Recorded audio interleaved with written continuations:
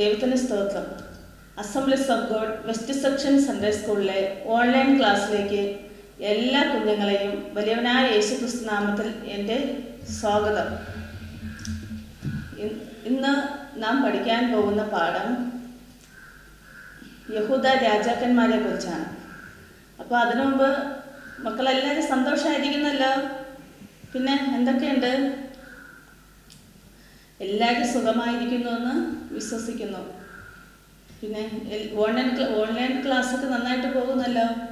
എല്ലാവരും നന്നായിട്ട് പഠിക്കണം കേട്ടോ. വീട്ടിലിരുന്ന് നന്നായിട്ട് പഠിക്കുകയും ഈ സ്കൂളിലെ പാഠങ്ങൾ പഠിക്കുന്നതോടൊപ്പം ഈ സൺഡേ സ്കൂളിലെ പാഠങ്ങളും എല്ലാ മക്കളും പഠിക്കണം. സൺഡേ സ്കൂളിലെ വചനങ്ങളും സൺഡേ സ്കൂളിലെ ഈ വേദഭാഗവും എല്ലാ മക്കളും വായിക്കണം കേട്ടോ. നല്ല കുട്ടികളായിട്ട് വീട്ടിലായിരിക്കുമ്പോൾ പേരൻസ് പറയുന്നതൊക്കെ അനുസരിച്ച് പഠിക്കാനുള്ള പാഠങ്ങളൊക്കെ പഠിച്ച് നല്ല മിടുക്കി കുഞ്ഞുങ്ങളായിട്ട് വീട്ടിലായിരിക്കണം. അപ്പോൾ നമുക്ക് ഇന്നത്തെ പാഠം ആരംഭിക്കുന്നതിന് മുമ്പ് നമുക്ക് എല്ലാവർക്കും പ്രാർത്ഥിക്കാം. എല്ലാവരും കണ്ണുകളടച്ച് നമുക്ക് പ്രാർത്ഥിക്കാം. ദൈവത്തിന് സ്തോത്രം, സ്തോത്രം, സ്തോത്രം. മഹാപരിശുദ്ധനായ ദൈവമേ, മനോഹരമായ നല്ല സമയത്ത് അങ്ങേ സ്തുതിക്കുന്നു, സ്തോത്രം ചെയ്യുന്നു. ഇന്ന് ഞങ്ങൾ കർത്താവേ ഓൺലൈൻ സൺഡേ സ്കൂളായി കർത്താവേ അങ്ങയുടെ പാദപിടത്തിലായിരിക്കുന്നു നാഥ. ദൈവമേ, ശിശുക്കളെ എൻ്റെ അടുക്കൽ വരുവാൻ വിടുവിൻ, അവരെ തടുക്കരുതെന്ന് പറഞ്ഞ കർത്താവിൻ്റെ വചനപ്രകാരം ഈ പൈതങ്ങളെ ദൈവകരങ്ങളിലേക്ക് സമർപ്പിച്ച് പ്രാർത്ഥിക്കുന്നു. പൈതങ്ങളെ അവിടെ അനുഗ്രഹിക്കുമാറാകണമേ എന്ന് പ്രാർത്ഥിക്കുന്നു. പച്ച ദൈവിക ബുദ്ധി, ദൈവിക ജ്ഞാനം പൈതങ്ങൾക്ക് നൽകി കൊടുക്കണമേ. അനുസരണമുള്ള പൈതങ്ങളായി ദൈവഭയത്തിൽ പൈതങ്ങൾ വളരുവാൻ പൈതങ്ങൾ അവിടുന്ന് സഹായിക്കണമേ എന്ന് പ്രാർത്ഥിക്കുന്നു. അപ്പോൾ ഈ പൈതങ്ങൾ ഒരു അനുഗ്രഹമായിരിക്കാൻ ദൈവം അവിടുന്ന് സഹായിക്കണേ എന്ന് പ്രാർത്ഥിക്കുന്നു. ഈ പഠിക്കുന്ന പാഠങ്ങൾ പൈതങ്ങളുടെ ജീവിതത്തിന് ഒരു അനുഗ്രഹമായിരിക്കുവാൻ ദൈവം കൃപ ചെയ്യുന്നതിനായ സ്തോത്രം, അതിനെ ബലപ്പെടുത്തുന്നതിനായ സ്തോത്രം. യേശുവിൻ്റെ നാമത്തിൽ തന്നെ ആമേൻ. അപ്പോൾ നമുക്ക് ഇന്ന് പാഠത്തിലേക്ക് കിടക്കാം. നാം ഇന്ന് പഠിക്കാൻ പോകുന്ന പാഠം യഹൂദ രാജാക്കന്മാരെ കുറിച്ചാണ്. അപ്പോൾ യഹൂദ രാജ്യത്തിലെ രഹബയാം മുതൽ അമസ്യാവ് വരെയുള്ള 9 രാജാക്കന്മാരെ കുറിച്ചാണ് നാം ഇന്ന് പഠിക്കാൻ പോകുന്നത്. അപ്പോൾ നാം കഴിഞ്ഞ ക്ലാസ്സിലൊക്കെയും ഇസ്രായേൽ രാജാക്കന്മാരെ കുറിച്ച് പഠിച്ചല്ലേ. അപ്പോൾ ഇന്ന് നാം പഠിക്കുന്നത് യഹൂദ രാജാക്കന്മാരെ കുറിച്ചാണ്. അപ്പോൾ ഇന്നത്തെ വേദഭാഗം എന്ന് പറയുന്നത് 1 രാജാക്കന്മാർ 11 മുതലുള്ള ഭാഗവും അതുപോലെ 2 രാജാക്കന്മാർ 8-ന്റെ 16 മുതലുള്ള ഭാഗങ്ങളിലൊക്കെ നാം വായിക്കുമ്പോൾ ഈ രാജാക്കന്മാരെ കുറിച്ചൊക്കെ നമുക്ക് കാണാൻ സാധിക്കും. അപ്പോൾ എല്ലാ മക്കളും ഈ വേദഭാഗമൊക്കെ വായിക്കണം കേട്ടോ. എല്ലാവരും വായിക്കണം. അപ്പോൾ നിങ്ങൾക്ക് കുറച്ചും കൂടെ ഈ രാജാക്കന്മാരെ കുറിച്ച് മനസ്സിലാക്കാൻ പറ്റും. അപ്പോൾ അതിനുവേണ്ടി എല്ലാവരും വായിക്കാൻ ശ്രമിക്കണേ. അപ്പോൾ ഇന്നത്തെ മനപ്പാഠം യാക്കോബ് 4:8. ദൈവത്തോട് അടുത്ത് ചെല്ലുവൻ, എന്നാൽ അവൻ നിങ്ങളോട് അടുത്ത് വരും. പാപികളെ കൈകളെ വെടിപ്പാക്കുവൻ, ഇരുമനസ്സുള്ളവരെ ഹൃദയങ്ങളെ ശുദ്ധീകരിപ്പൻ. മനസ്സിലായോ? അപ്പോൾ ഒരിക്കൽ കൂടെ പറഞ്ഞുതരാം. ദൈവത്തോട് അടുത്ത് ചെല്ലുവൻ, എന്നാൽ അവൻ നിങ്ങളോട് അടുത്ത് വരും. പാപികളെ കൈകളെ വെടിപ്പാക്കുവൻ, ഇരുമനസ്സുള്ളവരെ ഹൃദയങ്ങളെ എന്ത് ചെയ്യണം? ശുദ്ധീകരിപ്പൻ. അപ്പോൾ യാക്കോബ് 4:8. എല്ലാ മക്കളും ഈ വചനം കാണാതെ പഠിക്കണം. എന്നിട്ട് ഈ വചനം അനുസരിച്ച് എന്ത് ചെയ്യണം? നമ്മൾ ജീവിക്കണം കേട്ടോ. അപ്പം നാം ഇന്ന് പഠിക്കാൻ പോകുന്നത് രഹബയാം മുതൽ അമസ്യാവ് വരെയുള്ള യഹൂദ രാജാക്കന്മാരെ കുറിച്ചാണ്.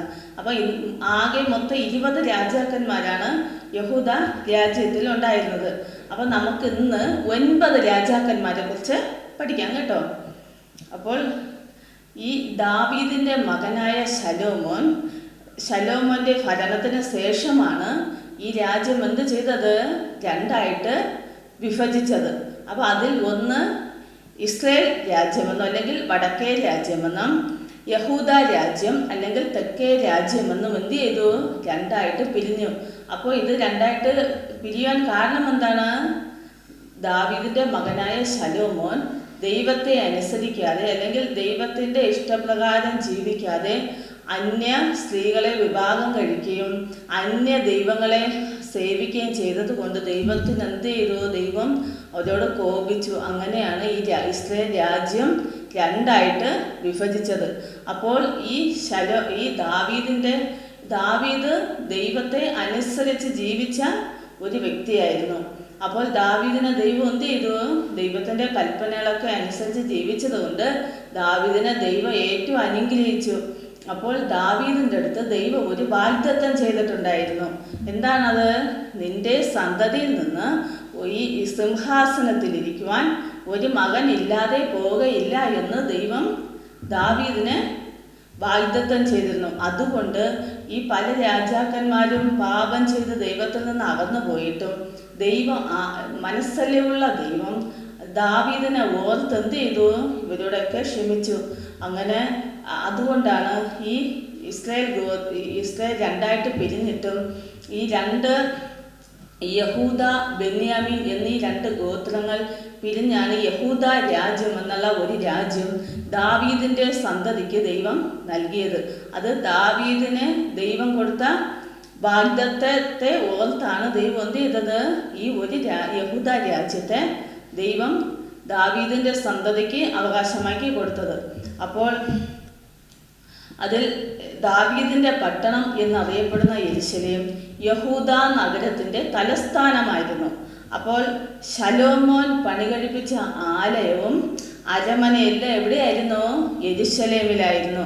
അപ്പോൾ ശലോമോൻ പണികഴിച്ച ആലയവും അരമനയെല്ലാം യെരുശലേമിലായിരുന്നു. അപ്പോൾ ദാവീദിൻ്റെ പട്ടണമെന്ന് അറിയപ്പെടുന്ന യഹൂദ രാജ്യത്തിൻ്റെ തലസ്ഥാനം ഏതാണ്?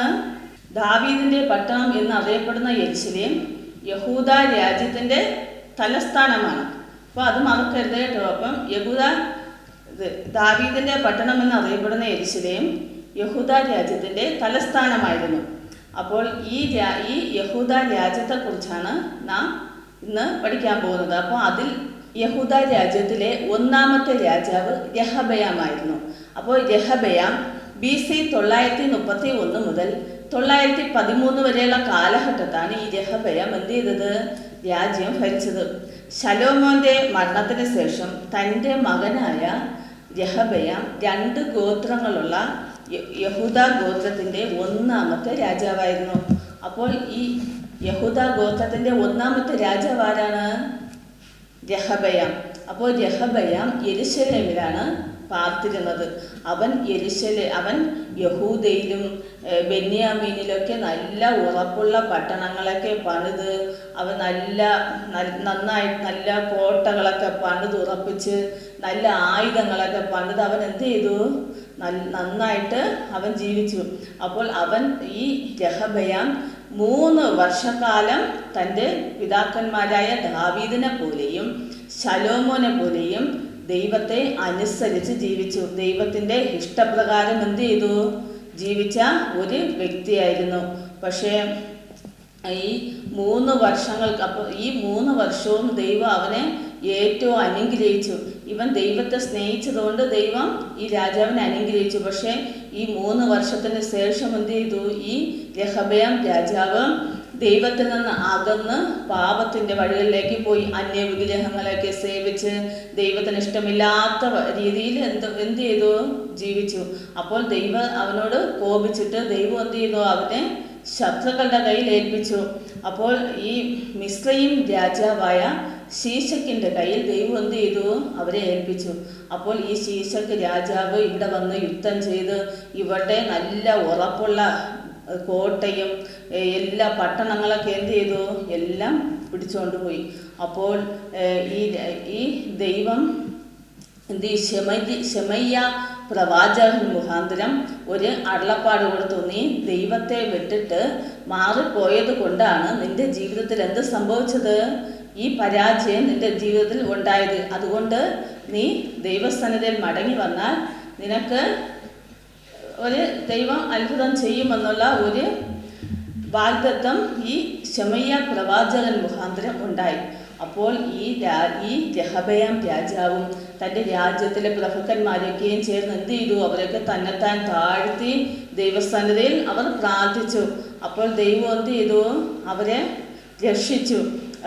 പക്ഷേ ഈ ശീശക് രാജാവ് ഈ ദേശത്തുള്ള നല്ല ഉറപ്പുള്ള പട്ടണങ്ങളെയും എല്ലാം എന്ത് ചെയ്തു? പിടിച്ചുകൊണ്ട് പോയി, എല്ലാം കൊണ്ടുപോയി. കൂടാതെ ആ ദേശത്തുള്ള നല്ല നല്ല ഈ പൊന്ന് വെള്ളിയൊക്കെ എന്ത് ചെയ്തു? അവരെല്ലാം കവർച്ച ചെയ്ത് കൊണ്ടുപോകാനിടയായിത്തീർന്നു. അങ്ങനെ ഈ രാജാവിനെ ദൈവം വിടുവിച്ചുവെങ്കിലും എന്ത് ചെയ്തു? ഈ ദേശത്തുള്ള നല്ല പട്ടണങ്ങളൊക്കെ എന്ത് ചെയ്തു? ഈ ശീശക് പിടിച്ചെടുത്തു. അങ്ങനെ ഈ രാജാവ് ഈ രെഹബയാം യെരൂശലേമിൽ 17 വർഷക്കാലം വാഴാൻ ഇടയായിത്തീർന്നു. അടുത്തതായി ഈ രാജാവിൻ്റെ ഭരണശേഷം തൻ്റെ മകനായ അബിയാവ് രാജാവായി. ഈ അബിയാവ് രാജാവ് BC 913 മുതൽ 911 വരെയുള്ള കാലഘട്ടത്താണ് ഈ അബിയാവ് രാജാവായത്. അപ്പോൾ ഈ രാജാവ് ദാവീദിനെ പോലെ പരമാർത്ഥതയോടെ എന്ത് ചെയ്തില്ല? ദൈവത്തെ സേവിച്ചില്ല. പക്ഷേ ദൈവം എന്ത് ചെയ്തു?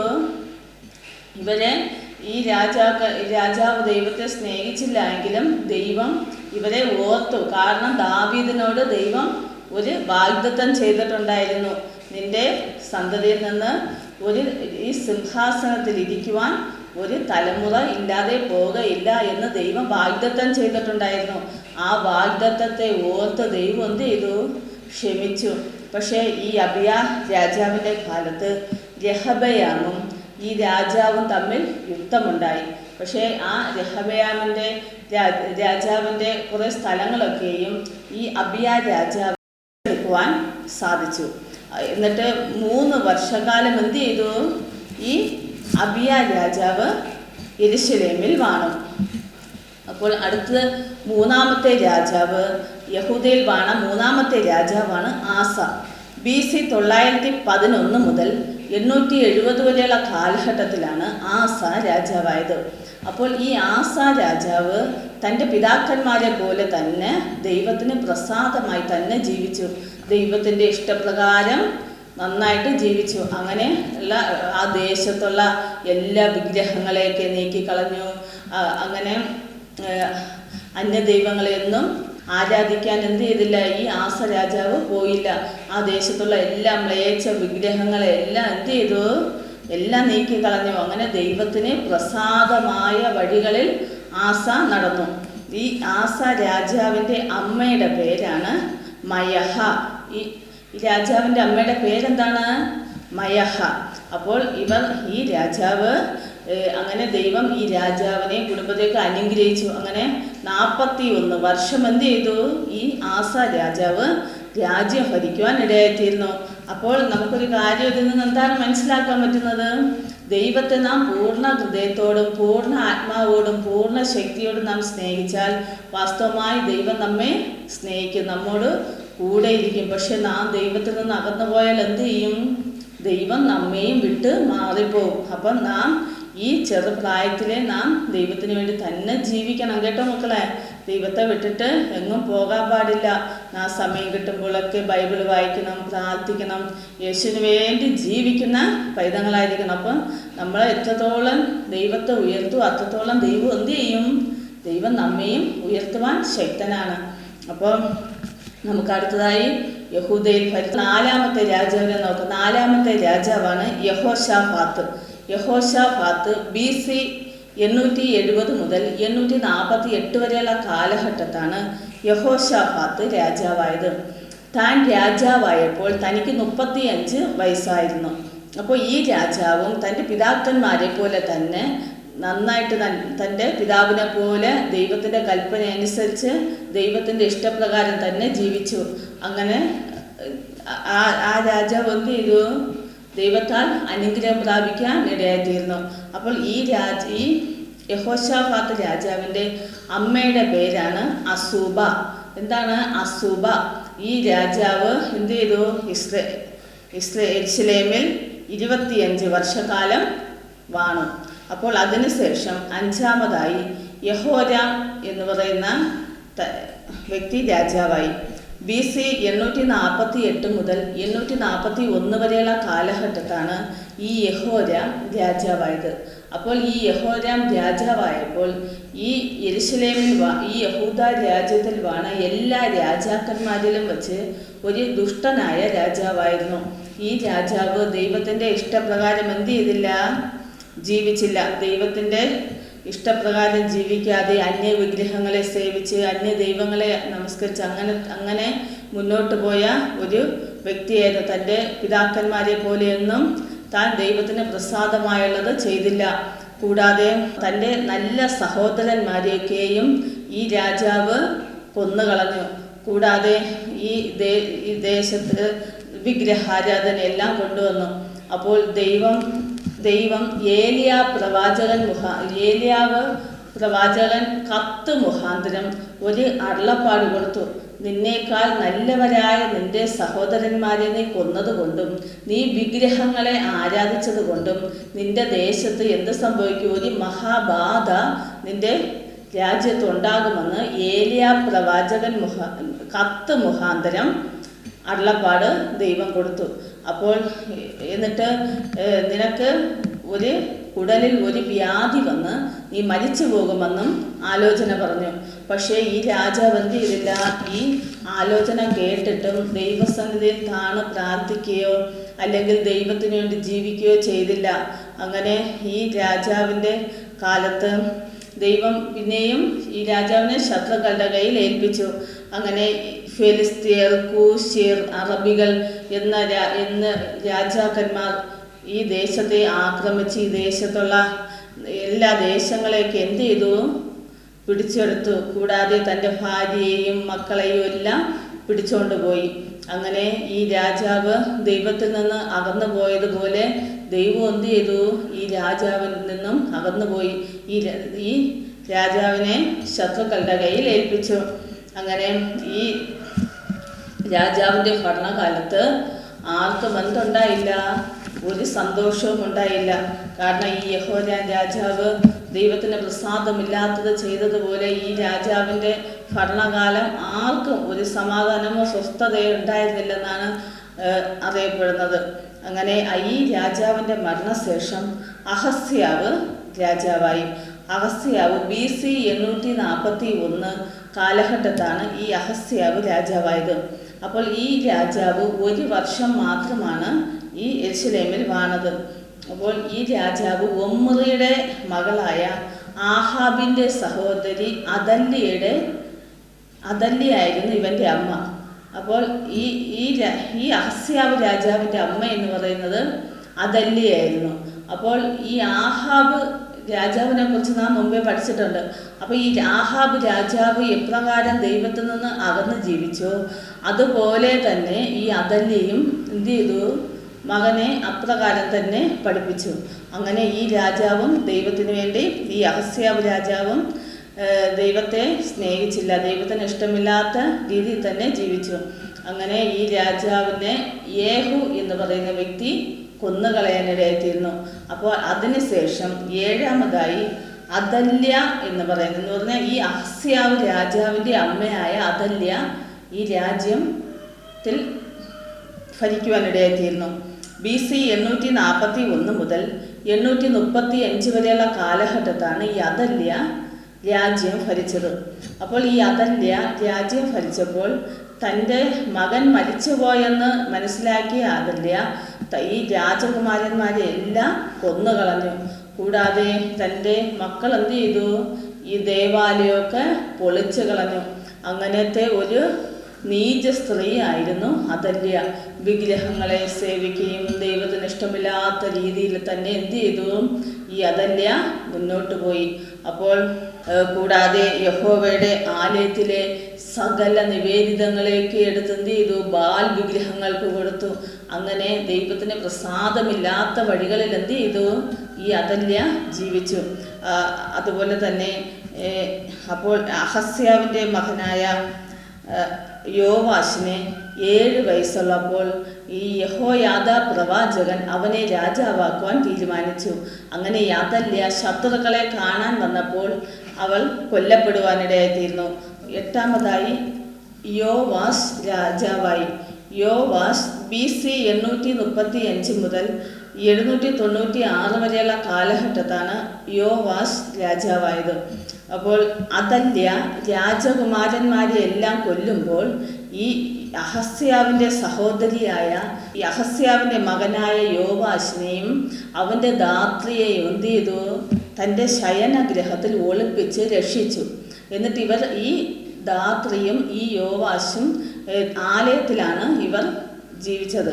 6 വർഷക്കാലം അവർ ഒളിച്ചു താമസിച്ചു. അപ്പോൾ 7-ാമത്തെ വർഷം ഈ അപ്പോഴത്തെ പുരോഹിതനായിരുന്ന യഹോയാദ പുരോഹിതൻ ഈ യോവാശിനെ പട്ടാളത്തിലെയും രാജാവിൻ്റെ കാവൽ പടയിലെയും ശതാധിപന്മാരെയൊക്കെ വിളിച്ചു വരുത്തി ഈ യോവാശിനെ കാണിക്കുകയും എന്നിട്ട് ഈ ബാലനെ രാജാവാക്കുവാൻ തീരുമാനിക്കുകയും ചെയ്തു. അങ്ങനെ യോവാശിന് 7 വയസ്സുള്ളപ്പോൾ അവൻ എന്ത് ചെയ്തു? രാജാവായി. അപ്പോൾ യോവാശിന് എത്ര വയസ്സുള്ളപ്പോൾ രാജാവായി? 7 വയസ്സുള്ളപ്പോൾ. അങ്ങനെ അവന് കിരീടം വച്ചിട്ട് അവനെ രാജാവായിട്ട് അഭിഷേകം ചെയ്യാനിടയായിത്തീർന്നു. അപ്പോൾ ഈ യോവാസ് രാജാവായപ്പോൾ ഈ രാജാവ് എന്ത് ചെയ്തു? ദൈവത്തിൻ്റെ ഇഷ്ടപ്രകാരം ജീവിച്ചു.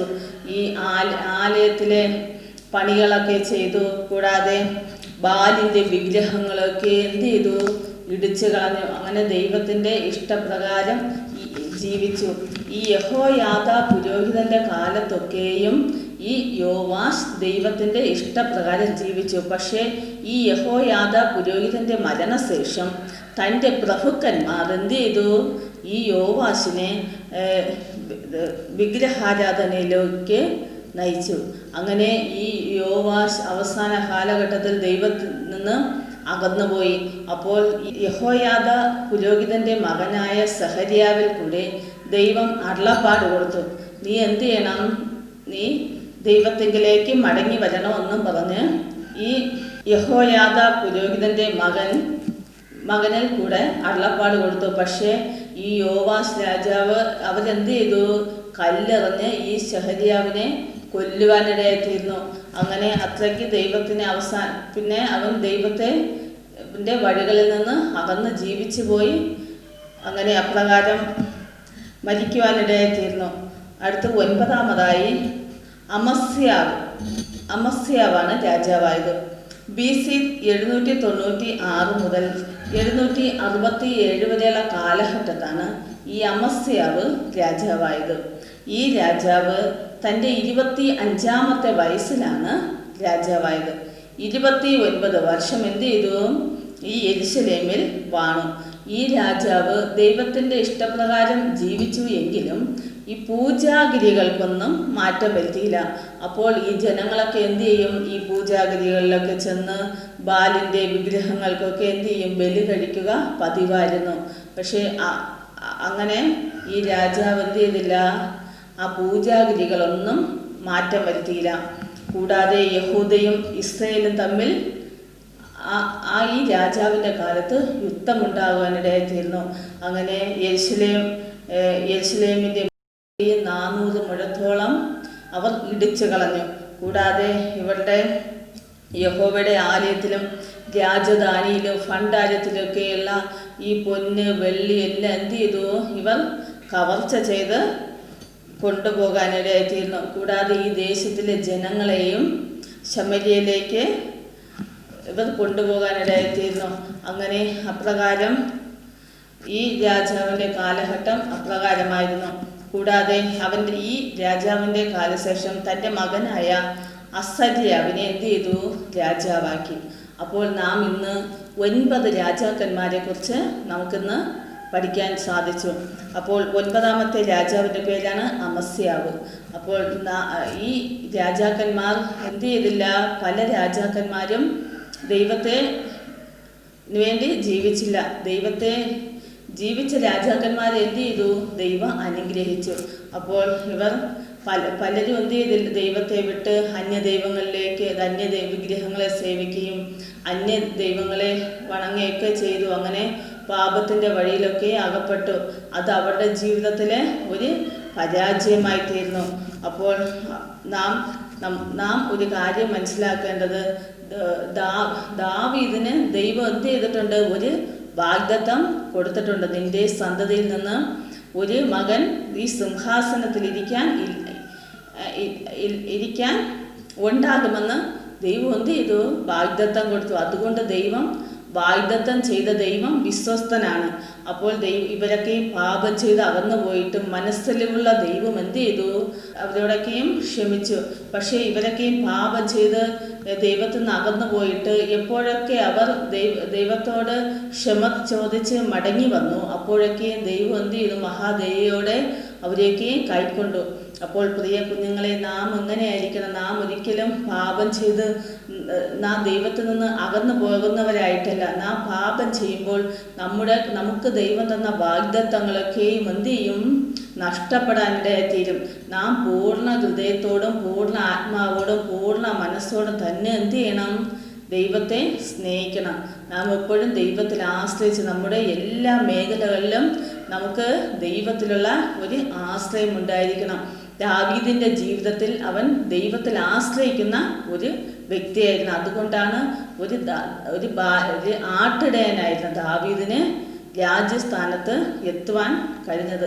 അവൻ്റെ ജീവിതത്തിൽ പലവിധമായ പ്രശ്നങ്ങൾ, പ്രതികൂലങ്ങളൊക്കെ ഉണ്ടായി. പക്ഷേ ദൈവത്തിൽ ആശ്രയിച്ചത് കൊണ്ട് അവൻ അതിലൊക്കെയും വിജയം പ്രാപിക്കാൻ സാധിച്ചു. അവൻ ഏതൊക്കെ മേഖലകളിൽ ചെന്നോ അവിടേക്കെയും ദാവീദിന് ജയം പ്രാപിക്കാൻ കഴിഞ്ഞു.